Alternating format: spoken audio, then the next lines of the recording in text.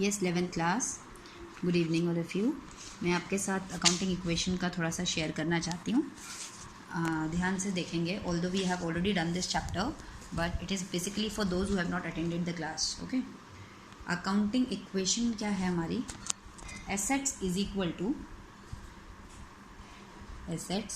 Equal to liabilities plus capital. Clear? हमारी accounting equation क्या है? Assets is equal to liabilities plus capital. अब सबसे पहले इक्वेशन है ये, जितनी भी फर्म की एसेट्स होती हैं वो फर्म के कर्जे और कैपिटल को मिला देंगे तो उसके बराबर होती है। इन तीनों वर्ड्स का मतलब आपको पता होना चाहिए, सबको पता है फिर भी एक बार सुन लें। एसेट्स सारी वो चीज़ें जो बिजनेस को, सारी अकाउंटिंग हम किसके पॉइंट ऑफ व्यू से करते हैं? बिजनेस के पॉइंट ऑफ व्यू से करते हैं। ऐसी कोई भी चीज़ जो फ्यूचर में बेनिफिट देगी एसेट्स कहलाती है। फ्यूचर क्या होता है? चाहे वो 2 मिनट बाद की भी बात हो तो भी वो फ्यूचर होता है। ओके, एंड चाहे वो 10 ईयर्स के बाद भी हो तो भी वो फ्यूचर होता है। तो ऐसा कोई भी आइटम जो फ्यूचर में बेनिफिट देगा उसको हम एसेट्स कहते हैं। लायबिलिटीज़ क्या होती हैं? Owed to outsiders by firm. Owed मतलब कर्जा। अभी हमने फर्म मतलब बिजनेस ने जिसका भी कर्जा देना है वो लायबिलिटीज़ होती है। समझ आ रही है? लायबिलिटीज़ मतलब कर्जा। कैपिटल मतलब होता है पूंजी। बिजनेस में ओनर ने कितनी पूंजी लगाई है। ठीक है, जब बिजनेस स्टार्ट करते हैं तो उसमें पूंजी लगती है। वो पूंजी चेंज होती रहती है। कैसे चेंज होती है भाई? आपने अगर बिजनेस स्टार्ट किया है, मान लो आपने 20 लाख की दुकान ओपनिंग करते करते आपको 20 लाख का पड़ गया सामान। ठीक है, स्टार्ट कर दिया। फिर कोई कस्टमर आता है, आप उसको सामान बेचते हैं, प्रॉफिट पे बेचते हैं, उससे पैसे लेते हैं, ड्रॉर में डालते रहते हैं। शाम के शाम उस प्रॉफिट को घर थोड़ा ना ले जाते हैं, वो आप बिज़नेस में ही लगाते जाते हैं।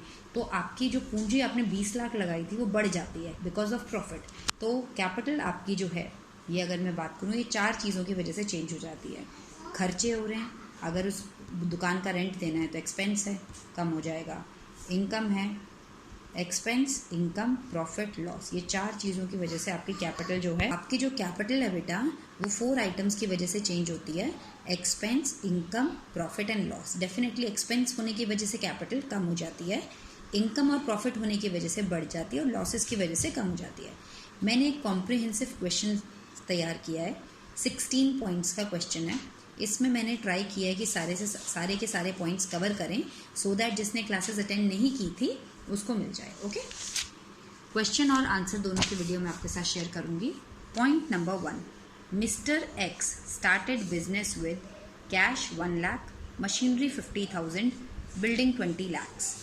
अब हुआ क्या? मिस्टर एक्स ने, आपने इस क्वेश्चन की प्रेजेंटेशन कैसे करनी होती है? देखिए, आपने एक बड़ा सा कॉलम बनाना है, एक पेज है हॉरिजॉन्टली, उसको आपने, ये जो स्टार्टिंग से एसेट्स का इतना लंबा कॉलम बनाया है मैंने, this whole column is assets. Assets is equal to liabilities plus capital. ठीक है, ये पहले मैंने एक कॉलम ऐसा तैयार किया है। अब हम उसमें कैसे कैसे करते जाएंगे। पॉइंट नंबर 1 जो अभी मैंने आपको दिखाया, उसमें लिखा था mister x started business with cash 1 lakh, machinery आपके पास क्वेश्चन है, आप उस क्वेश्चन से देखते जाइए और आंसर मेरे से सुनते जाइए। मिस्टर एक्स ने एक दुकान खोली, बिजनेस खोला, उसमें उसने कैश लगाया, मशीनरी खरीद के लगाई, बिल्डिंग की जगह खरीदी उसने। ठीक है, तो ये सारी चीज़ें वो अपने बिजनेस में लगा रहा है। पूंजी ऑब्वियसली जो वो ओनर जो भी बिजनेस में लगाता है उसको हम क्या कहते हैं? कैपिटल कहते हैं।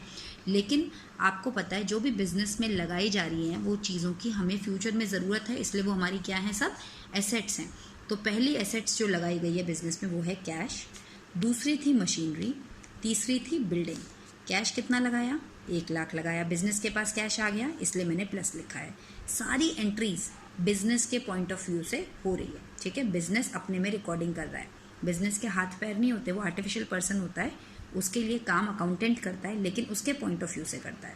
दुकान के पास क्या क्या आ रहा है? कैश आ रहा है, और क्या आ रहा है? मशीनरी आ रही है, और क्या आ रहा है? बिल्डिंग आ रहा है। तो दुकान जो बिजनेस है वो रिकॉर्डिंग कर रहा है, भाई मेरे पास ये 3 चीज़ें आ गई हैं, और ये तीनों चीज़ें मेरे में इन्वेस्ट किसने की है? मेरे मालिक ने की है, ओनर ने की है। तो ओनर के पूंजी को हम क्या कहते हैं? कैपिटल। तो इन तीनों को मिला के ओनर ने बिजनेस में कितनी कैपिटल लगाई है? Assets is equal to liabilities plus capital. कर्जा तो अभी लिया नहीं है, सब कुछ मिला के 1,70,000 रुपये की पूंजी लग चुकी है, तो यहाँ पर मैंने कैपिटल में भी प्लस 1,70,000 कर लिया। इसी के जस्ट नीचे पॉइंट नंबर 2 आपके पास क्वेश्चन है, उसमें देखेंगे he purchased goods worth ₹10,000 in cash. Goods का मतलब जिस भी चीज़ का आप बिज़नेस कर रहे हैं, अगर आप डेयरी प्रोडक्ट का बिज़नेस कर रहे हैं, दूध, मक्खन, दही, ये सब आपके लिए गुड्स है। अगर आप स्टेशनरी का कर रहे हैं, pen, pencil, eraser, chart papers, ये आपके लिए गुड्स हैं। तो जिस चीज़ का भी ये बिज़नेस कर रहा है मिस्टर एक्स, इसने 10,000 का माल दुकान के लिए ख़रीदा। ये गुड्स इसके लिए फ्यूचर में बेनिफिट देंगे, डेफिनेटली मैम। इसने अपनी दुकान के लिए माल ख़रीदा है, उसको बेनिफिट तो होगा ही। बेनिफिट मतलब ज़रूरत है ना, वो सामान वो बेचेगा कल को। तो एक नया कॉलम ऐड हो गया, गुड्स को हम लिखते हैं स्टॉक। क्या लिखते हैं? स्टॉक। जब तक ये सामान दुकान में पड़ा हुआ है माल, उसको हम स्टॉक बोलते हैं। कितने का स्टॉक आ गया? 10,000 का। ये 10,000 का स्टॉक आ रहा है और साथ के साथ 10,000 रुपये कैश में से हमारे पास जा रहे हैं, नगद। हमने इस दुकानदार ने क्या किया, मिस्टर एक्स ने 10,000 रुपये का माल दुकान में भरा, इसलिए सामान तो बढ़ गया, लेकिन साथ के साथ कैश इसने पेमेंट करी, घट गया। ठीक है ना। तो इसने 10,000 का स्टॉक आया, कैश चला गया। हमने किसी से कोई कर्जा लिया नहीं, हमारी पूंजी पे कोई फ़र्क पड़ा नहीं, क्योंकि एक हाथ से सामान आया, एक हाथ से कैश गया। 2 इक्वेशन के बाद मैंने फर्म की हालत देखने के लिए न्यू इक्वेशन लिखते हैं। ठीक है, हर पॉइंट के बाद न्यू इक्वेशन। फर्स्ट के बाद इसलिए नहीं किया था क्योंकि फर्स्ट के बाद तो कोई चेंजेस ही नहीं हुए थे। तो 2 इक्वेशन के बाद मैंने देखा 1 लाख का कैश था, 10,000 चला गया 90, मशीनरी इतनी ही है, बिल्डिंग इतनी ही है, स्टॉक इतना हो गया। अब ये पॉइंट्स आगे, ये अभी क्वेश्चन मैंने पूरा सॉल्व कर लिया, आप इसको इग्नोर करें, ये आगे पॉइंट्स हैं। लाइबिलिटीज़ अभी हमने किसी से ली नहीं, पूंजी हमारी 1,70,000 ही है। पॉइंट नंबर 3 की तरफ मैं आती हूँ। He purchase goods worth ₹15,000 from Ram. Again माल दुकान में कम पड़ रहा था, उसने फटाफट से 15,000 रुपये का और सामान खरीदा फ्रॉम राम। नाम लिखा है, नाम तभी लिखता है बिजनेस जब सामान उधार पे बेचा जाता है या ख़रीदा जाता है। अदरवाइज़ हम जाकर सामने से कि पंकज मार्केट से आप जाकर चिप्स लेकर आए हो, पैसे दिए, चिप्स ले आए, क्या वो आपका नाम लिखता है? लेकिन अगर आप उधार करके आते हो तो वो नाम लिखता है। तो इसी तरह यहाँ पे जब आपने 15,000 के सामान खरीदा, किससे खरीदा? राम से खरीदा, तो इसका मतलब है उधार पर खरीदा होगा। तो ठीक है जी, गुड्स तो आ ही रहे हैं, 15,000 का स्टॉक बिजनेस के पास आ रहा है, तो प्लस कैश नहीं जा रहा हमारे पास से, हम तो कर्जा लेकर आ रहे हैं। तो कर्जा मतलब लाइबिलिटी, लाइबिलिटी की कॉलम में भी मैंने 15,000 रुपये ऐड कर दिए। हर एक पॉइंट के बाद आपने एक लंबी सी लाइन ड्रॉ करनी है और न्यू इक्वेशन लिखनी है। न्यू इक्वेशन देखते हैं। 90,000 था, कुछ नहीं फ़र्क पड़ा, 90। 15,000 की थी, 50 की मशीनरी थी, कोई फ़र्क नहीं पड़ा, इतना ही। बिल्डिंग पे कोई फ़र्क नहीं पड़ा, स्टॉक 10 का था, 15 और आ गया, 25 हो गया। लाइबिलिटीज़ और आ गई 15,000 की हमारे पास, कैपिटल हमारी उतनी की उतनी है। नेक्स्ट पॉइंट पे चलते हैं, point number 4। He sold goods worth ₹5,000 for 5,300। 5,000 का सामान बेचा और 5300 में बेचता। दुकान में कोई कस्टमर आया, 5,000 का स्टॉक में से सामान निकाल के उसको बेच दिया। स्टॉक तो मेरा कम हो गया, ठीक है ना। 20,000 की स्टेशनरी दुकान में पड़ी थी, 5,000 की स्टेशनरी एक बच्चा मयंक आता है और 5,000 की स्टेशनरी खरीद के ले जाता है, तो स्टॉक तो कम हो गया। लेकिन बदले में वो हमें क्या दे के जाता है? वो हमें क्या दे के जाता है? पैसा दे के जाता है। और कितना पैसा दे के जा रहा है? 5,300। तो कैश के कॉलम में 5,300 रुपीज़ ऐड कर लीजिए।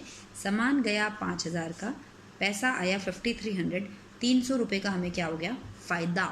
वो फ़ायदा हम घर निकाल के तो ले नहीं गए, हमने बिजनेस में ही लगे रहने दिया। तो जो पूंजी आज तक 1,70,000 चल रही थी, फ़ायदे की वजह से वो इंक्रीज़ हो गई। तो प्रॉफिट और लॉसेस हमेशा कैपिटल में ही ऐड और लेस होते हैं। ये प्रॉफिट था तो हमने इसको ऐड कर दिया। समझ आया? सामान कितने का गया? 5,000 का। कैश कितना आया? 5,300 और 300 रुपये का फ़ायदा हो गया। अगेन एक बिग लाइन ड्रॉ करेंगे और न्यू इक्वेशन निकालेंगे। 90,000 का कैश था, 5,300 और आ गया, 95,300। मशीनरी इतनी रह गई, बिल्डिंग इतनी रह गई, 25 - 5 इज़ 20,000। लाइबिलिटीज़ इंटैक्ट उतने के उतनी हैं और ये 1,70,300 रुपीज़ की हमारी कैपिटल हो गई। Point number 5। He sold goods worth ₹5,000 to Shyam, half payment received in cash. इस बार क्या हुआ? हमने सामान फिर से बेचा, ठीक है। इस बार किसी और को बेचा, 5,000 रुपये का श्याम को बेचा। अगेन सामान हमारे पास से जा रहा है, गुड्स हमारे पास से क्या हो रहे हैं? जा रहे हैं। कितने का गुड्स हैं? 5,000 के गुड्स हैं। गुड्स चले गए, ठीक है। और कितने में गए?